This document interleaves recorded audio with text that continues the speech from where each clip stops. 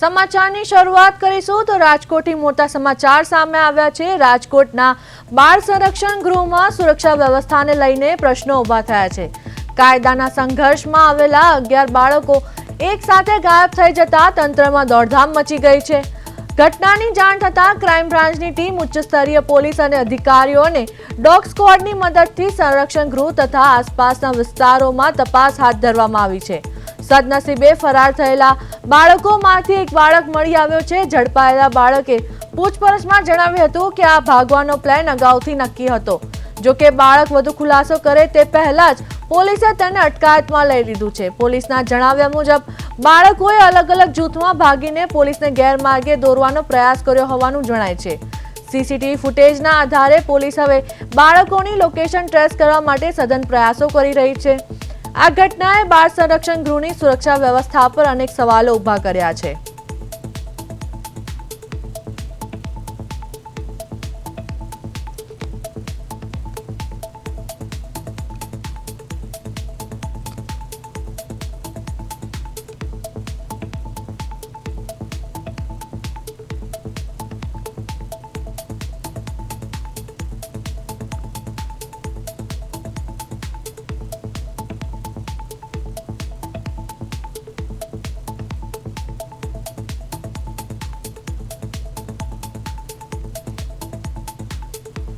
તો રાજકોટ બાળ સંરક્ષણ ગૃહમાંથી 11 બાળકો ફરાર। પોલીસ અને ક્રાઇમ બ્રાન્ચે ઘટના સ્થળે તપાસ શરૂ કરી।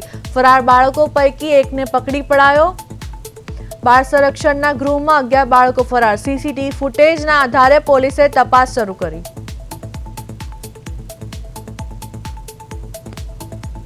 તો આ સાથે અમારા સંવાદદાતા ધનંજય સોનેચા ફોન લાઈન પર જોડાયા છે।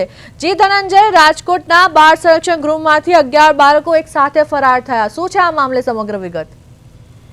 યશની, જે રીતે વાત કરવામાં આવે તો રાજકોટના કહેવાય કે ગોંડલ રોડ પાસે આવેલ બાળ સુરક્ષા ગૃહમાંથી ગઈકાલે રાત્રે છે તે 11 બાળકો છે તે ગાયબ થઈ ગયા હતા। હાલ અત્યારે પ્રાથમિક માહિતી મુજબ છે તે વહેલી સવાર આસપાસ છે તે 11 બાળકો છે તે ફરાર થઈ ગયા હતા। તેમજ ખાસ કરીને જે ઘટનાની જાણ થતાં કહેવાય કે પોલીસના ઉચ્ચ અધિકારી સહિતનો છે તે કાફલો છે તે ઘટના સ્થળે પહોંચી ગયો હતો અને આજુબાજુના સીસીટીવીના આધારે છે તે તપાસનો ધમધમા છે તે શરૂ કર્યો હતો।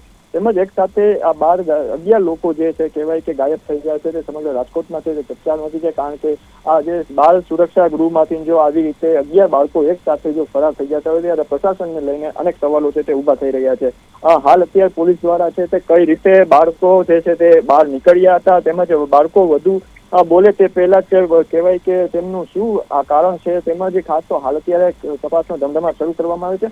પરંતુ મહત્વની વસ્તુ એ છે 11 બાળકમાંથી એક બાળક જે છે તે પાછો છે તે પરત આવ્યો હતો અને હાલ અત્યારે પોલીસ દ્વારા છે તેમની અટકાયત કરવામાં આવી છે અને વધુ તપાસ હાથ ધરવામાં આવી છે। હાલ અત્યારે પોલીસ દ્વારા તે પણ તપાસ કરવામાં આવી રહી છે કે આ બાળકો છે તે કઈ રીતે ભાગ્યા હતા અને કોના આશ્રય છે ભાગવામાં આવ્યા હતા। પરંતુ હાલ અત્યારે કહેવાય કે ડોગ સ્ક્વોડની પર છે તે મદદ લેવામાં આવી રહી છે અને પોલીસ દ્વારા છે વધુ તપાસ છે તે હાથ ધરવામાં આવી છે। સંરક્ષણ ગૃહની સુરક્ષા વ્યવસ્થા પર ગંભીર સવાલો ઊભા કર્યા છે, તો જવાબદારો આગળ શું કાર્યવાહી થશે?